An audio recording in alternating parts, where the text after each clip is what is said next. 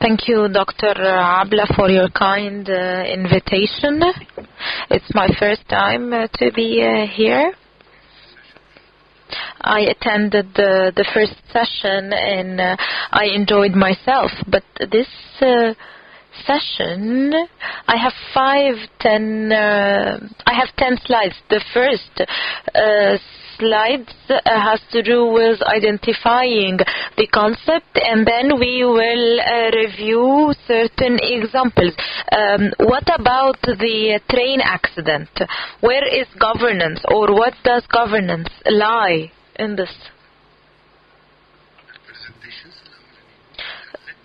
But now, after listening to everything that was said, it seems that we are still not aware of the concept itself.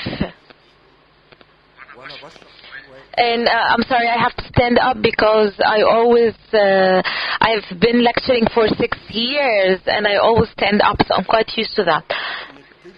Let's start with the value chain of governance. What is the value chain? You need to understand what Porter did 30 years ago in the late 80s, early 90s. He divided the organizations, any organization, whether public or private, into activities. Each activity has to set a value to all its activities till we reach a customer or a product that the customer is willing to pay for. For example, finance department, IT department, HR department. This is the value chain for technology. Nothing falls out the scope. I will go bottom up. First thing, you need to have the digital network, telecommunication, Ministry of Communication, and then you need servers. And then operating systems and the cloud. Cloud is also an operating system. After this, we have applications or software. First thing, database. Then core application like ERP, CM, and then horizontal application like finance, health, whatever. And then I have the IoT, Internet of Things.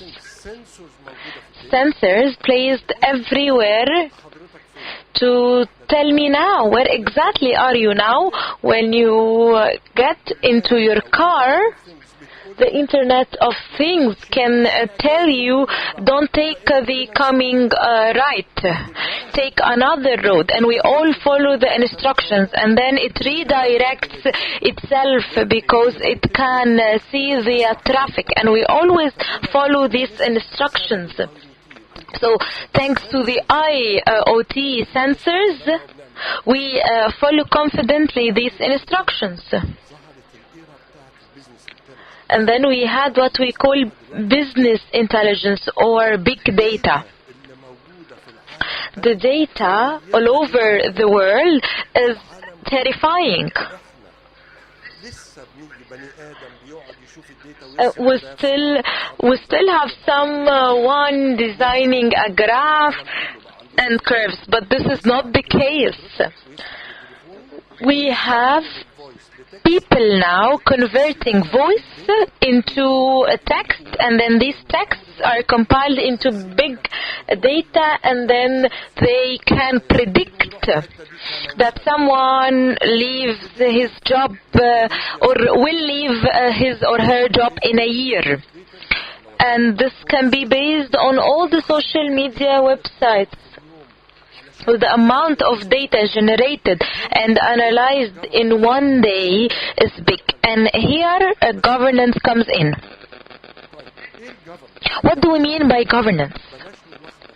And we shouldn't mistake operation, management, and governance. We consider management part of the governance. If we have a process, or if I want to get a license from the NETRA, and then you need to submit it to certain one, and then a committee review it. This is a cycle of management or a cycle of value chain.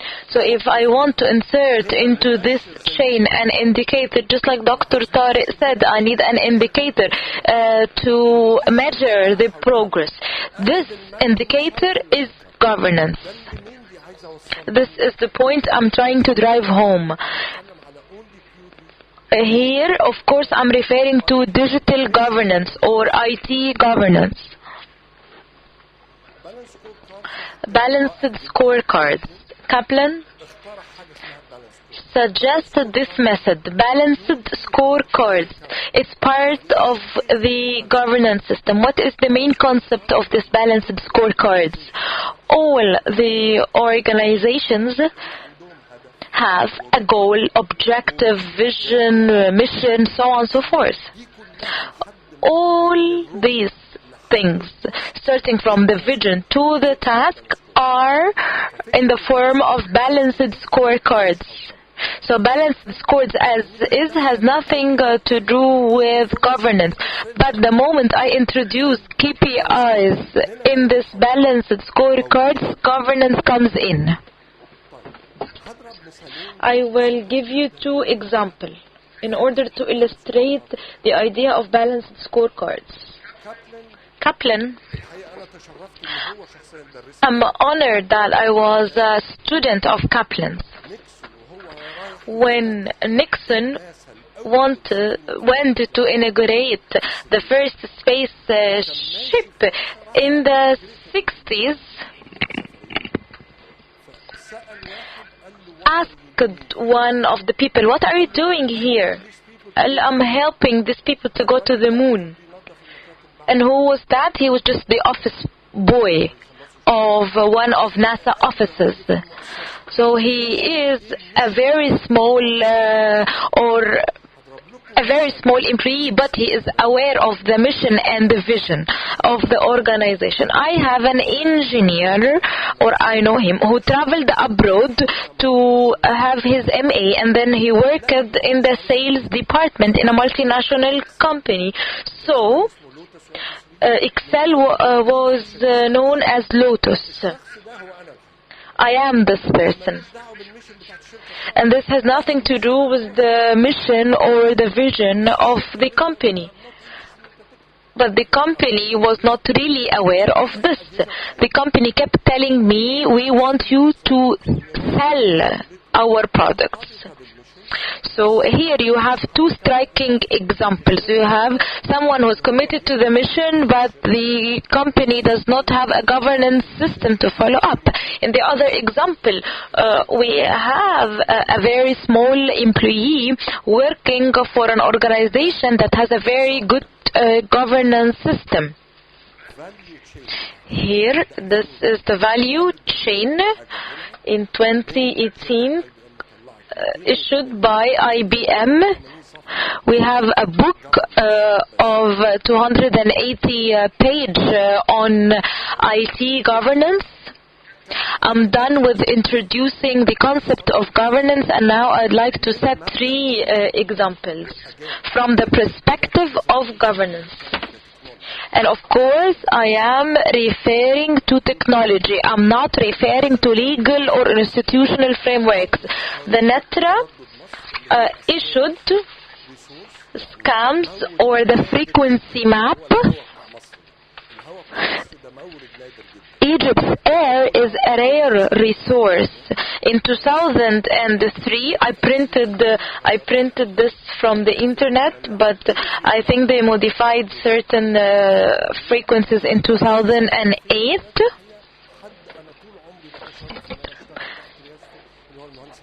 And Engineer Ala Fahmi issued this map when he was in charge of the NETRA. This is the frequency spectrum map.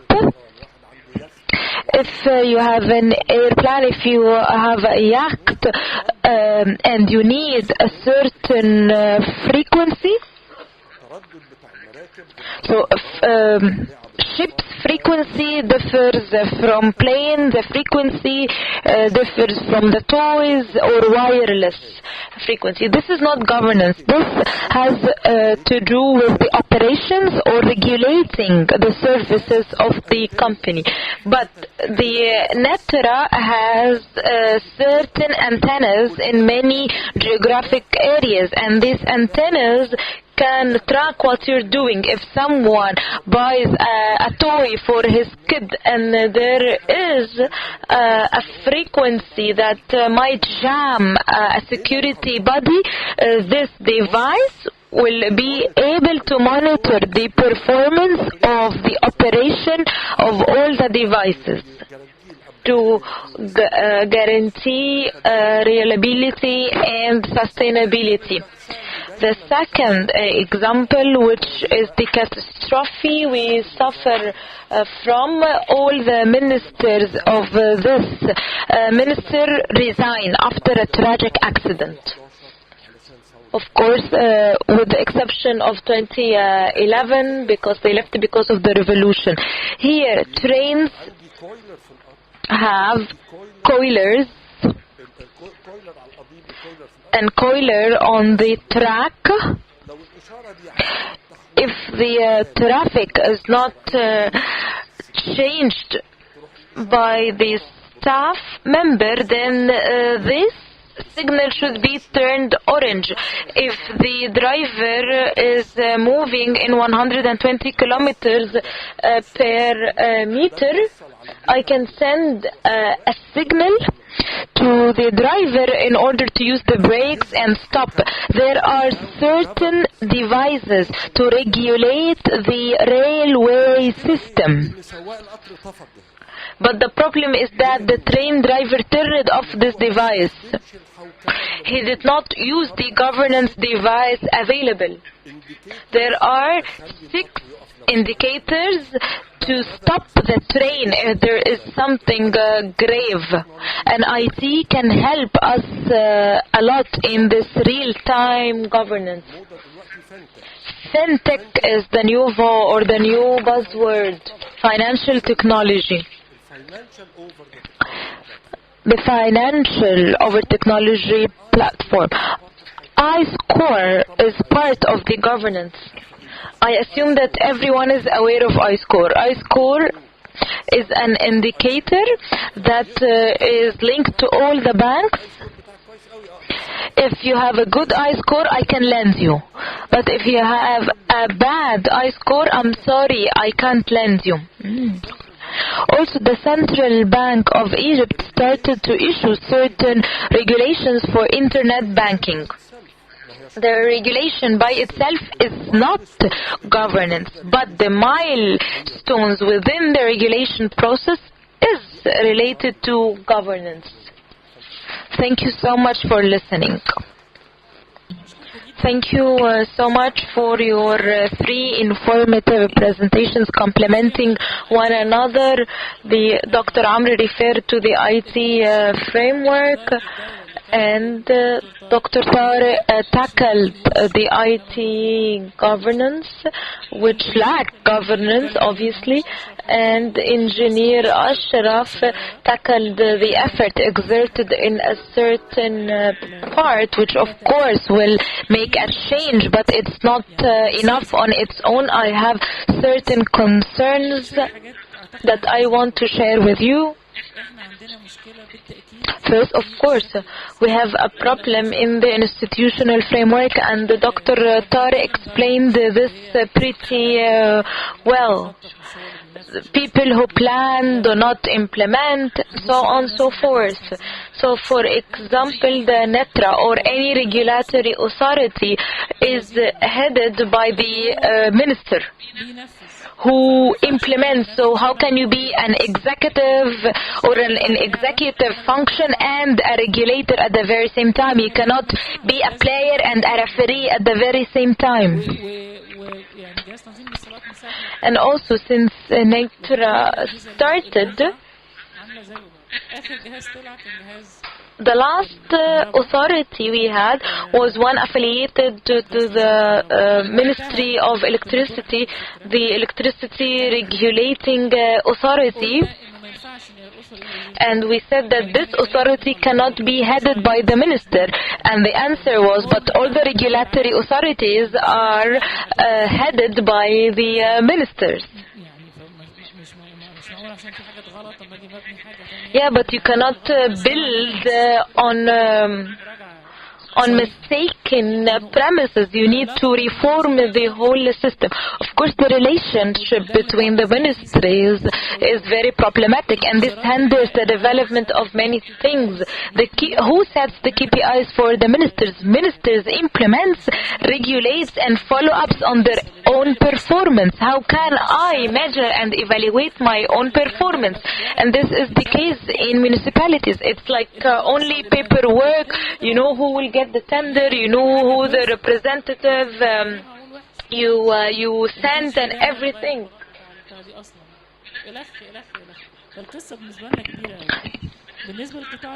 As for the telecommunication sector, we have the Supreme Council for Digitization, and we need to have clear cut between this Supreme Council tasks and the NETRA and the Ministry of Communication and the Ministry of Planning and the line ministers. These lines are not well defined. So how can I manage the system without conflict of interest or without overlapping competencies? Maybe an organization will veto another organization's decision, and things will really run in smoothly.